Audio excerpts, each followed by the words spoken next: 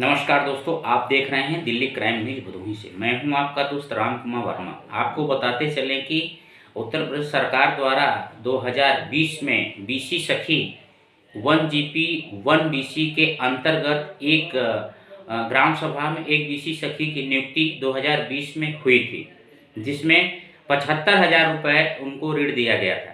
75,000 ऋण जो भी दिया गया था उसको वापस करने की बात चल रही है। तो वापस करने के लिए उनको उस समय कहा गया था कि आपको यूनियन बैंक ऑफ इंडिया का बैंक का शाखा दिया जाएगा, लेकिन ऐसा नहीं हुआ। एयरटेल पेमेंट बैंक की जो शाखा दी गई है, जो कि गांव में ग्राम सभा में लोग एयरटेल पेमेंट बैंक को नहीं समझते हैं। एयरटेल पेमेंट बैंक के नाम पर सोचते हैं कि केवल एयरटेल का सिम होता है, न कि बैंक होता है। गांव में समझाया जाता है और ये पूर्ण रूप से 100% बैंक जो है कि केवल 100% कहा जाए तो ऑनलाइन ही सेवा है, डिजिटल सेवा है।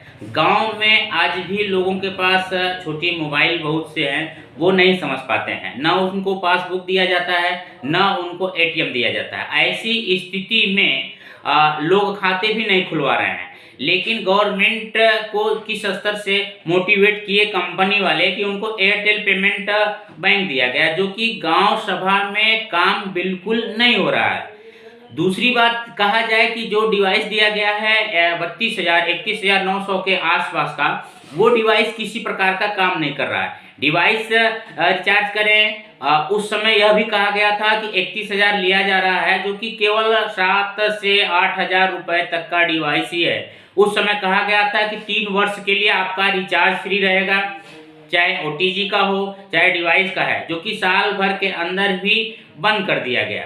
उसका यह सबसे मुख्य कारण यह है कि बंद करने का भी कारण यह है कि वह डिवाइस किसी प्रकार का काम नहीं कर रहा है। तब भी जो महिलाएं पढ़ी लिखी हैं, जिनके घर में ये बीसी सखी हैं, एंड्रॉइड सेट है, और लगभग देखा जाए तो 95% महिलाएं डिजिटल मोबाइल से ही सेवा गांव में प्रदान कर रही हैं, जो कि डिवाइस का कोई किसी प्रकार का काम नहीं। अब सरकार द्वारा यह नोटिफिकेशन जारी किया गया है कि जो बीसी सखियां हैं 75,000 रुपये ब्याज सहित वापस करें। तो वापस करने में समस्या यह है कि यदि वो 31,000 का भी वो देती हैं ब्याज, तो उनके लिए समस्या हो जाएगी, क्योंकि अभी तक इतना एयरटेल पेमेंट बैंक से उन्होंने पैसा नहीं पाया है। ये सारे सवालों को लेकर के तमाम बीसी सखियां, लगभग दर्जनों की बीसी सखियां एकत्रित होकर के विकास।